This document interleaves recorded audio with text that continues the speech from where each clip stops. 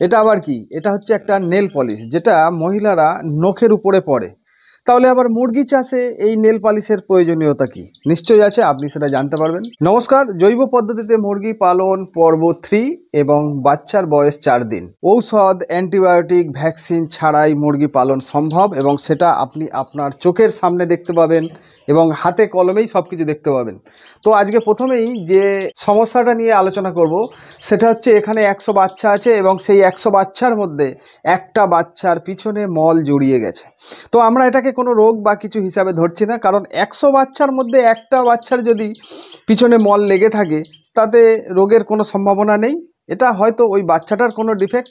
তো সেটাকেও আমরা কিভাবে কিওর করব সেটাও দেখাবো। আর আজকে যেহেতু বাচ্চার বয়স 4 দিন, আজকে থেকে পরপর 3 দিন চলবে পেঁপে পাতার জল। আপনারা পেঁপে পাতার জল তৈরির ভিডিও এর আগে হয়তো দেখেছেন, তবুও শর্টকাটে একবার দেখে নিন। প্রথমেই 1 লিটার জল নিয়ে নেওয়া হলো এবং সেই জলের মধ্যে একটা আস্ত গোটা পেঁপের পাতা ছিঁড়ে কুটে নিয়ে সেই জলের মধ্যে ডুবিয়ে দেওয়া হলো, যাতে পাতার মধ্যে থাকা এনজাইমগুলো বেরিয়ে আসে। যেহেতু আমার 100 বাচ্চা, তাই আমার 1 লিটার জলেরই প্রয়োজন এবং বিশেষ কজলাকজলি করার প্রয়োজন নেই। যদি আমার আরও জলের প্রয়োজন পড়তো তাহলে আমি এখানে আরও জল অ্যাড করতাম এবং ওই একটাই পাতা কজলাকজলি করলেই আমার পরিমাণটা আরও বেড়ে যেত। যেহেতু আমার 100 বাচ্চা, এসব কিছু করার দরকার নেই, খালি জলের মধ্যে ডুবিয়ে রাখলেই যেটুকু এনজাইম বেরোবে তাতেই কাজ চলে যাবে। তার কারণ এখন বাচ্চার বয়স মাত্র 4 দিন এবং তারা খাওয়া দাওয়া ধরেছে এবং তারা খাবে এবং তাদের বাড়ার সময়, এই সময় যদি আমরা বাইরে থেকে একটু তার শরীরে এনজাইমটা দিই যাতে তারা হজম ক্ষমতা বাড়াতে পারে বা তাদের হজম ক্ষমতা ঠিক রাখার জন্যেই আমরা কিন্তু এই জলটা ব্যবহার করছি। তো প্রথমে বাচ্চাগুলোকে দেখিয়ে দিই এবং আজকে যে প্রথম স্টার্টিংয়ে যে জলটা দেওয়া হবে সেটা হচ্ছে পেঁপে পাতার জল। সেই জলটা দেয়া হচ্ছে, একটু ঝপ করে দেখে নেওয়া হোক আগে। বাচ্চাগুলো দেখতে পাচ্ছেন যথারীতি দৌড়োদৌড়ি আরম্ভ করে দিয়েছে, অর্থাৎ এরা কিওর হয়ে গেছে এবং এরা একদম সুস্থ সবল বাচ্চা। কিন্তু ওই সমস্যা হলো যে একটা বাচ্চার খালি ওই পিছনটা মল জড়িয়ে যাওয়ার কারণেই যত সমস্যা। তো ওটাকে আমরা কিভাবে কি ঠিক করব সেটা আপনি এখন দেখতে পাবেন। এবং আমরা যে জলটা এই মুহূর্তে দিচ্ছি সেই জলটা, যে জলটা তৈরি করলাম আমরা, যে পেঁপে পাতার জল, সেই পেঁপে পাতার জলটা 1 লিটার এই 100 বাচ্চার জন্য দেয়া হচ্ছে। এই জলটা দেওয়া শেষ হয়ে যাওয়ার পরেই আবার আদা জল চলবে, প্লেন আদা জল। আর প্রত্যেকদিন রাত্রেই এমনি চলছে আদা আর মধু আর জিরার জল। তো যাই হোক, কালকে আপনি দেখেছিলেন যে আমরা বিটরুট প্রোবায়োটিকের জলটা খাইয়েছিলাম। সাধারণত আপনারা জানেন যে মানুষ যদি এই বিট খায় তাহলে তাদের যে পায়খানা বা পটি করবে সেটা কিন্তু হালকা লাল রঙের হয়, কিন্তু মুরগি যখন এই বিটরুট প্রোবায়োটিকটা খায় কিন্তু তাদের পায়খানা কোনো লাল হয় না। এক ভাই কমেন্ট করেছিলেন, এই পায়খানার কথা হলো যেখানে বলে দিই, যে উনি কমেন্ট করছেন যে ওনার মুরগির রক্ত পায়খানা হচ্ছে। তাহলে আমি ধরে নিতে পারি যে ওনার মুরগিগুলো বাচ্চা, অর্থাৎ বাচ্চা বয়সের, কম বয়সের মুরগি। তো যখনই এরকম সমস্যা হবে, প্রথম যে কাজটা করতে হবে সেটা হচ্ছে যে বাচ্চাগুলোকে অন্য জায়গায় শিফট করা। মানে ও হয় যদি অন্য জায়গায় যদি সরাবার জায়গা না থাকে তাহলে ওই জায়গাটা ভালো করে স্যানিটাইজ করা বা ওই জায়গাটা পরিষ্কার পরিচ্ছন্ন করা। যদি আপনি এই জায়গাটা পরিষ্কার পরিচ্ছন্ন করেন বা যদি জায়গা থাকে আপনি মুরগিগুলোকে আরেকটু অন্য কোনো জায়গায় সরিয়ে নিতে পারেন, তাহলে আপনি এটা ধরে নিন ওখানেই আপনার অর্ধেক ঔষধের কাজ শেষ হয়ে গেল। বাকি যেটুকু থাকবে সেটুকু নিয়ে আবার অন্য সময় আলোচনা করা হবে। তো আজকে খালি ভিডিওর উদ্দেশ্য এটাই যে ওই যে মুরগি বাচ্চাটার যে 1% আর কি, যে এতগুলো বাচ্চার মধ্যে একটা মাত্র বাচ্চার যার পিছনে মল লেগে আছে, সেই মলটা কিভাবে আমরা পরিষ্কার করব বা তাকে কিভাবে সুস্থতা প্রদান করব সেটাই হচ্ছে বিষয়। তো আমরা যেহেতু পেঁপে পাতার জলটা দিলাম কেন, এনজাইম, অর্থাৎ এবারে মুরগি বাচ্চাগুলো খাবে, দৌড়াবে বা তাদের পেট ভর্তি চাই বা তারা বেশি করে খাবে, তো এরকম হলে তাদের হজম বা অন্য কোনো সমস্যা আসতে পারে। সেই কারণে এই পেঁপে পাতার জলটা এতে এনজাইমে পরিপূর্ণ। দেখুন আমরা 1 লিটার জল তৈরি করেছি একটা পেঁপে পাতা দিয়ে। ওই পাতাটাই যত কজলানো হবে এবং জলের পরিমাণ যত বাড়ানো হবে তত তার এটাও বেড়ে যাবে। তো আমরা যেহেতু 1 লিটার জলের প্রয়োজন, আমার বেশি প্রয়োজন নেই, তাই আমি একটু হালকা করে দিয়েই তুলে নিয়েছি। তো এবারে এই এনজাইম জলটা দিয়ে মুরগির যেমন হজম শক্তি বাড়ানো হবে, তার পাশাপাশি খাবে। আর এই যে খাবারের বিষয়টা আমি পরের পর্বে দিয়ে দিচ্ছি যে খাবারটা কিভাবে তৈরি হয়েছে বা তৈরি হচ্ছে।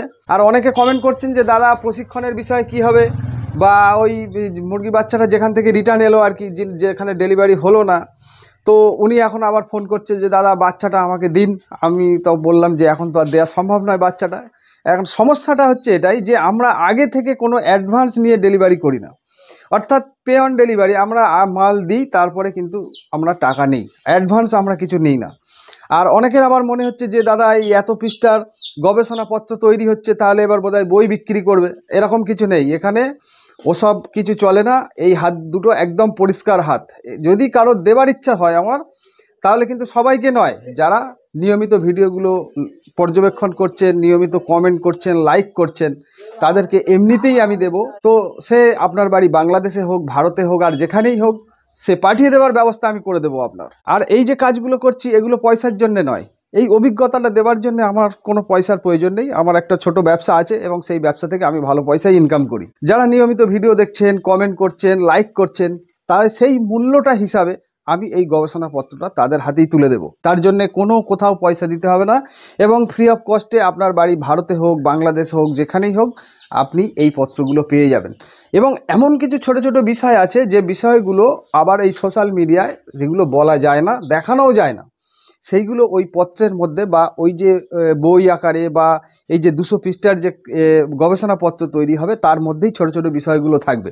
শুধু এই মুরগি নয়, আগামী দিনে আপনি সোনালী মুরগি, দেশি মুরগি বা অন্যান্য মুরগির ক্ষেত্রেও এরকম ধরনের প্রজেক্ট তৈরি করা হবে এবং সেই প্রজেক্টগুলো একদম হাতে নাতে দেখিয়ে আপনাকে সেই গবেষণাপত্রগুলো তুলে দেওয়া হবে। যদি আপনার মনে হয় যে এই সৎ উদ্দেশ্যে এবং এই এমন ধরনের একটা প্রজেকশানের প্রত্যেকটা খামারির প্রয়োজন আছে, হয়তো আপনি পড়ে দেখবেন, কাজে লাগলো লাগলো, না লাগলো না লাগলো, বা আপনি এখানে কিছু ভেরিফিকেশান করতে পারেন বা মডিফিকেশান করতে পারেন, করে সেটাকে আরও উন্নত করতে পারেন, করে আপনি করুন না, কোনো অসুবিধা নেই। তো যাই হোক, যদি আপনাদের এগুলো প্রয়োজন থাকে বা ভিডিওগুলো যদি কাজে লাগছে, তাহলে আপনি লাইক কমেন্ট নিয়মিত করবেন।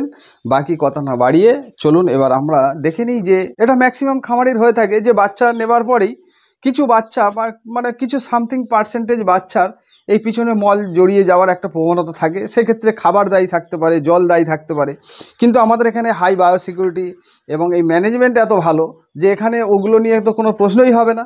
এবং যেহেতু 1% একটা বাচ্চার, তাই আমরা ওই একটা বাচ্চাকেই শুশ্রূষা করব এবং ওই বাচ্চাটাকে আমরা কিভাবে এই মলটা করি। যারা নতুন খামারি তারা হয়তো এটা বিষয়টা না জানতে পারে, তো যারা পুরনো তারা তো আমরা জানি সবাই, তবু এটা দেখিয়ে দিচ্ছি। দেখুন, প্রথমেই একটা কথা বলে দিই, এগুলো যেহেতু দেখানো যায় না, সেই জন্যে ছবিটা একটু ঘোলা দেখাবে। তো আমরা যেটা করলাম যে একটু গরম জল করেছিলাম এবং সেই জলটাকে ঠান্ডা করে নিয়েছি। তারপরে একটা তুলি দিয়ে, যে রং করা যে ব্রাশ হয়, এমন একটা নরম তুলি দিয়ে ওই জলে ভিজিয়ে প্রথমে মলটাকে একটু জল দিয়ে ভিজিয়ে একটু নরম করে নিলাম। তারপর ওই তুলি দিয়ে একটু ধীরে ধীরে পরিষ্কার করে দেওয়া হয়েছে। এটা আপনি অন্য কোনো পরিষ্কার কাপড় দিয়েও করতে পারেন। মেনলি যেটা হচ্ছে যাতে ইনফেকশান না হয়ে যায় বা অন্য কোনো সমস্যা না আসে, সেই জন্যে কিন্তু আমরা এই জলটা আগে থেকে ফুটিয়ে গরম করে তাকে ঠান্ডা করে নিয়েছি। আর একদম ঠান্ডা নয়, মোটামুটি সহ্য হবে এই রকম। আর তার পিছনে যাতে কোনো আঘাত না লাগে, সেই জন্যেই কিন্তু আমরা তুলি ব্যবহার করছি। এখানে কোনো শক্তপোক্ত জিনিস দিয়ে এই কাজটা করা যাবে না, তাই আমরা এই তুলিটাকে ব্যবহার করি। তাহলে এবার প্রশ্ন হচ্ছে যে এই নেল পলিশের কনসেপ্টটা কী আছে। দেখুন, এই যে বাচ্চাটা খারাপ বাচ্চা, এবং এই খারাপ বাচ্চাটাকে চিহ্নিত করার জন্যে কালো রঙের একটা নেল পলিশের প্রয়োজন। তো যেহেতু আমি কালো রঙের নেল পলিশ আমার কাছে নেই, আমি যে নেল পলিশটা দিচ্ছি এটা একটু হালকা লাল হলে কি হয়, অন্যান্য মুরগি ঠুকরি করার ভয় থাকে।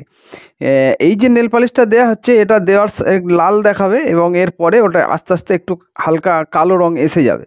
তো আপনারা যদি এরকম ধরনের কোনো ব্যবস্থা নেন, সেক্ষেত্রে কালো রঙের নেল পলিশটাই জোগাড় করে ব্যবহার করবেন। আর এই নেল পলিশ লাগানোর প্রধান উদ্দেশ্য হচ্ছে যে এই যে বাচ্চাটা, এই বাচ্চাটাকে খামারে রাখা হবে না, একে দল ছাড়া করে দেওয়া হবে। তার একটাই কারণ, এমন ধরনের ত্রুটিযুক্ত মানে শারীরিক ত্রুটিযুক্ত বাচ্চা যদি আমরা পেরেন্ট স্টক বা বড় করি, তাহলে পরবর্তী সময়ে এই সব মুরগিগুলোর সমস্যা বেশি হবে।